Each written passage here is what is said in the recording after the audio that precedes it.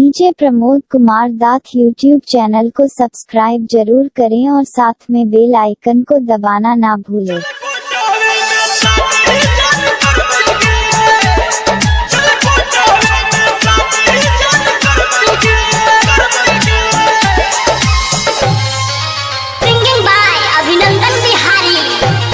भाग्य बिया तोरे सेट गे अब करे नहीं तू लेट गे भाग्य बिया तोरे सेट गे अब करे नहीं तू लेट गे भले जहर खा के दुनू जनी मरबै गे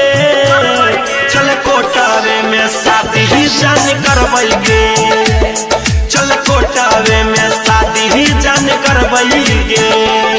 भाग्य बिया तोरे सेट गे अब करे नहीं तू लेट गे भाग्य बिया तोरे सेट गे अब करे नहीं तू लेट गे भले जहर खा के दुनू जनी मरबै गे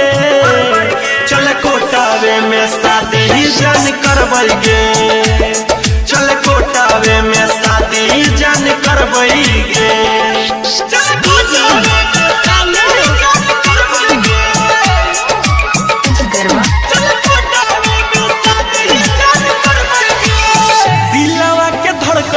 तू दिल के याद मानेंगे तू ही हमर जान छीगे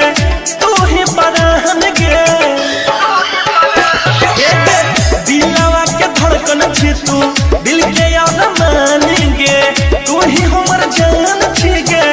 तू ही पराहन गे चलती से बोले डेट गे न तो भजे दो जन लेट गे चलती से बोले डेट गे न तो भजे दो जन लेट गे ई दुनिया से न अब जान डरबै गे चल कोटावे में शादी ही जान करबै गे चल कोटावे में शादी ही जान करबै गे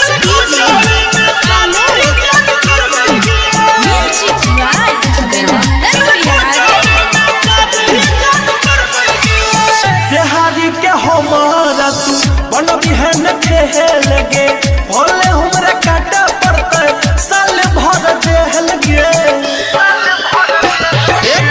बिहारी के हमारा तू बनबी है न खेल गे